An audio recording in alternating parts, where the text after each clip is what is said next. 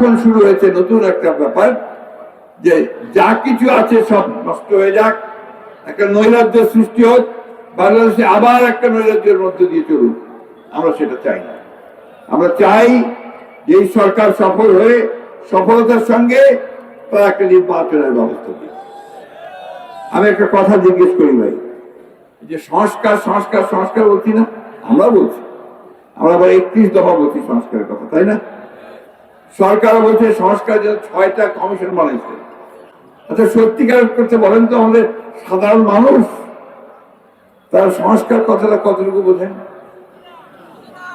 বলেন না, বলেন। সরাসরি বুঝি 2 বেলা 2 মুঠো মোটা ভাত, মোটা কাপড়, মাথার উপরে ছাদ, আমার ছেলের অসুখ হয়ে তার চিকিৎসা, তার লেখাপড়ার ব্যবস্থা, এটাই তো সংস্কার বুঝি, তাই নাকি? এটা এনশিওর করার নামই হচ্ছে সংস্কার।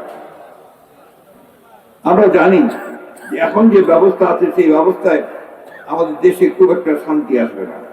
সেই জন্য আমাদের তারেক রহমান সাহেব 31 দফা কর্মসূচি দিয়েছিলেন। তার মধ্যে সব পরিবর্তনের কথা বলা আছে, যে কিভাবে পরিবর্তন করলে দেশ আরো ভালোর দিকে যাবে। আমি কাউকে দোষারোপ করতে চাই না, শুধু একটা কথা বলতে চাই যে দয়া করে আপনারা দেশের মানুষের দিকে তাকান।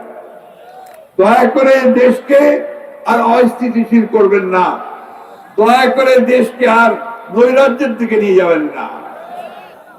এনার্কি কখনো ভালো ফল নিয়ে আসে না, সেটা দেশের মানুষের ক্ষতি করে বলে। আমি ধন্যবাদ জানাতে চাই সেনাবাহিনীর প্রধানকে, যে তিনি ঠিক সময়ে যখন 5ই আগস্ট সেই সিপাহীর মধ্যে বিপ্লবের পরে পালিয়ে গেল শেখ হাসিনা, সেই ঠিক সময় তিনি জনগণের পাশে এসে দাঁড়িয়েছেন এবং আমাদেরকে সঠিক পথে যাওয়ার সাহায্য করেছেন। আমি ধন্যবাদ জানাতে চাই আমাদের অগণিত মানুষকে, যারা সেই সময় একসাথে কাজ করেছেন। ধন্যবাদ জানাতে চাই সকল রাজনৈতিক দলগুলোকে, সেই সময় যারা সমস্ত বিভেদ ভুলে গিয়ে দেশকে রক্ষা করার জন্য, মানুষকে রক্ষা করার জন্য তারা একসাথে এক হয়ে কাজ করেছে।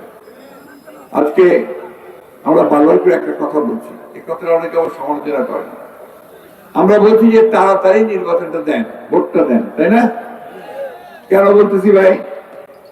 ভোটটা যদি তাড়াতাড়ি হয় তাহলে একটা সরকার আসে, যে সরকারটার পেছনে জনগণ থাকবে, তাই না? আর যদি জনগণ না থাকে তাহলে কি ওটা কাজ করতে পারবে? তাহলে আজকের সরকার যত বড়ই হোক, যত বড় বড় লোকদের দিয়ে সেটা চলুক, পেছনে জনগণ থাকতে হবে। আমরা সেই কারণেই বলেছি যার কাল বিলম্ব না করে দ্রুত নির্বাচনের ব্যবস্থা করুন।